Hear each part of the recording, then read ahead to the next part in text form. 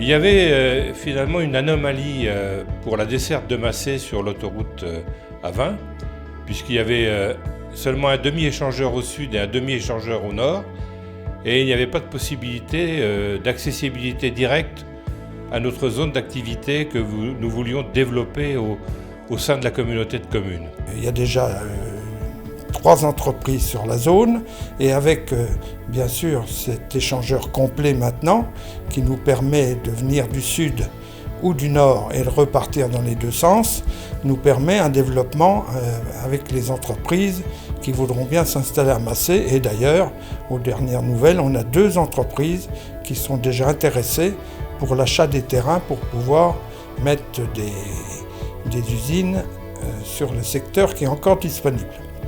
D'autre part, ça posait des problèmes de sécurité pour la commune de Massé, puisque les poids lourds étaient obligés de traverser la commune de Massé pour accéder à cette zone d'activité.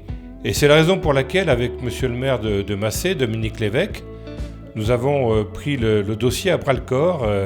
Il fallait d'abord obtenir l'autorisation de faire cet échangeur et puis de trouver les financements. Ce chantier est emblématique du partenariat que doivent avoir plusieurs collectivités. L'État, qui intervient à hauteur de 50%, la communauté de communes, Vierzon-Sologne, ainsi que le département et la commune de Massé. Peut-être un historique sur la communauté de communes et le travail des communautés de communes en partenariat avec le département, puisque la première intervention a été faite par le sénateur Rémy Pointreau auprès du président de la République en 2011, en tant que président de la communauté de communes Val-de-Cher, puis Sophie Bertrand, qui a poursuivi en tant que vice-présidente de la communauté de communes Cœur de Berry.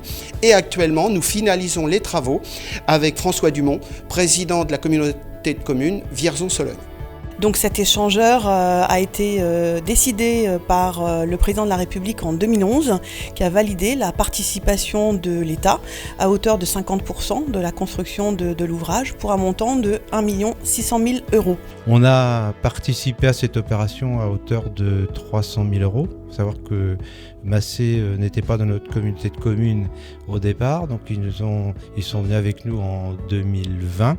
Et que c'est à ce moment-là qu'on a pris en compte cette opération qui est menée par l'Adréal, par l'État, sur laquelle nous avons participé financièrement. Juste rappeler que c'est donc une opération dont l'Adréal Centre-Val de Loire a assuré la maîtrise d'ouvrage et la direction interrégionale des routes Centre-Ouest qui a assuré la maîtrise d'œuvre, à savoir qu'elle a conçu le projet et elle a assuré le suivi de la réalisation des travaux.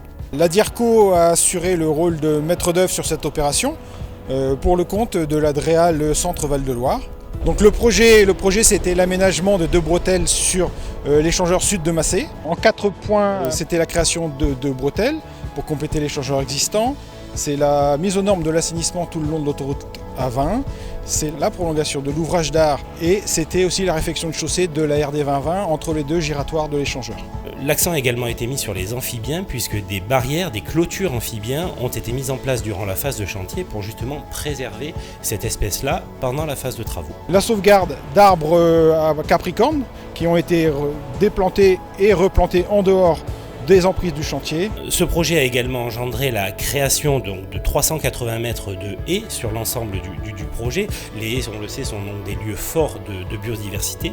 Les dernières mesures environnementales donc, concernaient la restauration de zones humides à proximité du chantier et donc le rehaussement aussi du lit du ruisseau pour que le ruisseau retrouve un état normal. Donc nous avons été appelés sur tout ce qui est différents balisages. Nous avons mis différents balisages pour tout ce qui est signalisation, mise en place de barrières, de glissades de sécurité. Nous avons aussi été acteurs dans tout ce qui concerne les implantations de grillages pour éviter que la faune sauvage arrive sur l'autoroute. Nous avons assisté l'Adréal jusqu'au choix de l'entreprise pour la réalisation des travaux et nous avons suivi les travaux et réalisé les contrôles sur le chantier. Ce marché donc a été attribué au groupement d'entreprises Eurovia Centre-Loire, Valentin et Signature en 2019 pour un montant qui dépasse les 2 400 000 €. Nous avons réalisé ce chantier du demi-échangeur de Massé sur les années 2020 et 2021, donc avec Eurovia pour tout ce qui est partie terrassement, assainissement, chaussée, l'entreprise Signature pour tout ce qui était marquage et signalisation horizontale verticale, Valentin pour le micro-tunnelier et Eurovia Béton Génie Civil pour l'ouvrage d'art. Pour effectuer ce chantier, il y a eu une grosse partie terrassement où on a bougé environ 30 000 m3 de déblai remblai avec que du remblai d'apport, donc qui venait d'une carrière Eurovia dans le Cher. Ensuite une partie réseau, donc assainissement, récupération des eaux pluviales de ruissellement et des talus. Sur ce projet, il y a eu des mesures conservatoires liées à l'environnement qui n'étaient pas négligeables. Ensuite, pour finir le chantier, on a appliqué environ 4500 tonnes d'enrobés sur les 2 bretelles et également sur la départementale 2020.